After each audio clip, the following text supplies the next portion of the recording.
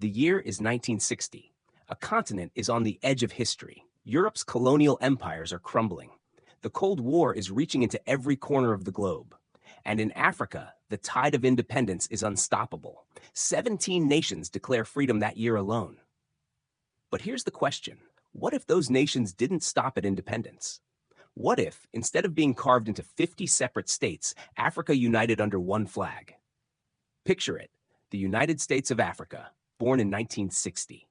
300 million people standing as one, vast mineral wealth, fertile farmland, and a landmass larger than Europe, China, and the US combined. Would it become a superpower rivaling Washington and Moscow? Or collapse under its own divisions? Stick around until the end, because this alternate history doesn't just change Africa, it rewrites the destiny of the world. In our timeline, the dream of African unity was very real. Ghana's president, Kwame Nkrumah, passionately called for a federation that could protect Africa from neo-colonialism. He warned, "Divided we are weak. United Africa could become one of the greatest forces for good in the world." But his vision clashed with reality. Leaders feared losing sovereignty. Colonial powers sowed division. The Organization of African Unity, formed in 1963, ended up as a loose coalition, not a federal state. In this alternate timeline, things unfold differently. The Congo crisis of 1960 becomes the spark. When Belgian interference and UN mismanagement threatened to tear the Congo apart, African leaders realized the danger. Divided states will always be vulnerable. Instead of acting separately, they meet in Addis Ababa and make a bold decision: unite now or perish later. Thus, the United States of Africa is declared in 1960, with Nkrumah as its first president. A federal constitution is rushed into existence, combining parliamentary democracy with a strong central executive. This is the point where history takes a radical turn, and the consequences ripple outward immediately. In Washington, alarm bells ring. A united Africa means a huge shift in Cold War calculations. The US sees the possibility of Soviet influence spreading across an entire continent. In Moscow, excitement brews. The Soviets believed this federation could become a natural ally, anti-colonial, resource-rich, and hostile to Western imperialism. But Europe is the most shaken. France, Britain, Belgium, and Portugal still cling to colonies. Suddenly, their ability to dominate Africa is gone overnight. Negotiations over resource contracts, trade routes, and military bases must now go through a single, powerful African government. Domestically, the first consequence is military. Instead of dozens of small, fragile armies, Africa begins consolidating its forces. A federal defense command is established, combining Egypt's air force, Ethiopia's seasoned troops, and West Africa's growing armies. The second consequence is economic. Africa nationalizes key resources: oil in Nigeria, copper in Zambia, uranium in Congo, and directs profits into a shared federal treasury. Multinational corporations that once exploited African divisions now face a single bargaining partner. The third is symbolic. For the first time since colonial conquest, Africans feel part of something larger than tribe, ethnicity, or nation. A flag, an anthem, a shared identity begin to emerge. But unity is fragile. Beneath the celebrations, rivalries linger. North versus Sub-Saharan Africa, Francophone versus Anglophone, Muslims, Christians, and traditionalists. Can this fragile federation survive? Or is it destined to implode? That's the cliffhanger as we enter the medium-term consequences. By the mid-1960s, the United States of Africa is no longer a novelty. It's a global reality. Here's the payoff. Instead of being manipulated in Cold War proxy wars, Africa becomes the third great power bloc. Washington and Moscow pour money, weapons, and infrastructure into Africa, not to dominate it, but to win its friendship. Railways stretch across the Sahara, linking West Africa to the Mediterranean. Hydroelectric dams rise along the Nile and Congo rivers. Universities blossom in Accra, Lagos, Nairobi, and Cairo, funded by competing superpowers desperate for goodwill. Politically, Africa spearheads the non-aligned movement with India and Yugoslavia. But unlike in real history, this Africa is not just a moral voice. It has muscle. It controls vital shipping lanes from the Suez Canal to the Cape of Good Hope.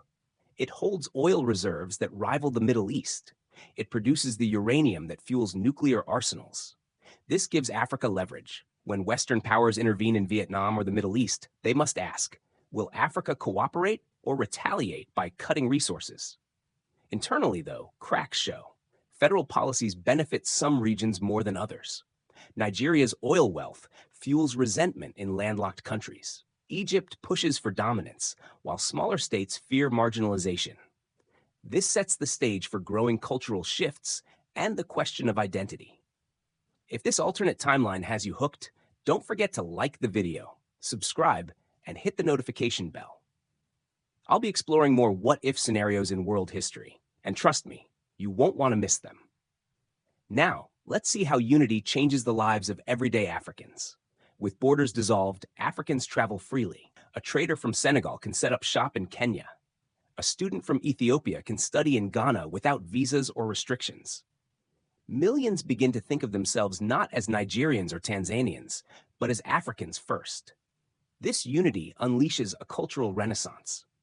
Imagine the fusion, West African highlife merging with Congolese rumba, Egyptian cinema influencing Nollywood, South African jazz blending with East African rhythms. The United States of Africa becomes a cultural superpower, exporting music, film, and literature that captivate the globe. Sports explode too. With one national football team, Africa dominates international tournaments. Imagine Pelé facing off against a united African squad led by legends like Roger Milla, Abedi Pelé, and George Weah. But daily life also shifts politically. Citizens vote in federal elections. Newspapers debate continental policies. A sense of belonging to something bigger than local politics emerges. Yet unity has a darker side. Central authority suppresses dissent in the name of stability. Smaller ethnic groups feel overlooked. And tensions simmer as federal officials struggle to balance modernity with tradition. This cultural pride sets the stage for global ripple effects. Could the United States of Africa inspire revolutions abroad? Let's explore the long-term impact. By the 1970s and 1980s, the United States of Africa is a superpower in its own right. Economically, it dominates global trade. The African Development Bank funds continental highways, trans-Saharan pipelines, and new industrial hubs. Africa joins OPEC, but soon outgrows it, forming its own energy bloc. Western economies, once dependent on cheap African exports, now negotiate on equal footing. Politically, Africa becomes a model for the global South. Latin American leaders look to its example of resisting Western dominance. Asia cooperates with Africa in building a new world order less centered on Europe and America. Militarily, Africa fields one of the largest standing armies in the world. Its control over strategic choke points, the Suez Canal, Cape Routes, Red Sea, is unmatched. NATO and the Warsaw Pact can no longer move freely without African cooperation. But here's the twist. Unity also breeds bureaucracy and corruption. Federal power struggles erupt. North Africa resents being overshadowed by sub-Saharan Africa. Islamist movements grow in response to secular federal policies. Separatist movements whisper in the shadows. By the 1980s, Africa faces the same question as the Soviet Union. Can a diverse, sprawling federation truly hold together under one government? And that brings us to the conclusion. In this alternate history, Africa's choice to unite in 1960 reshapes the 20th century. Instead of being carved into weak states, Africa emerges as a giant, challenging colonial powers, reshaping the Cold War, and inspiring oppressed peoples everywhere. Its resources fuel prosperity at home, rather than enriching foreign empires. Its culture captivates the globe. Its politics redefine what power looks like. But unity was never guaranteed. The very diversity that made Africa rich also made it fragile. Would the United States of Africa survive into the 21st century, or fragment like Yugoslavia and the Soviet Union? That's a question history leaves unanswered.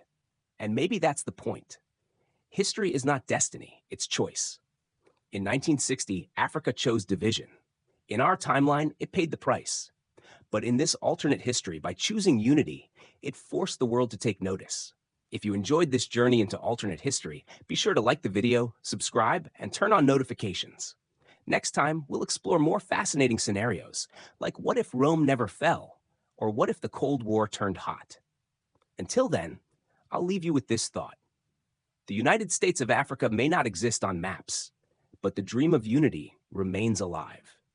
And sometimes, the greatest what ifs are also the greatest possibilities for the future.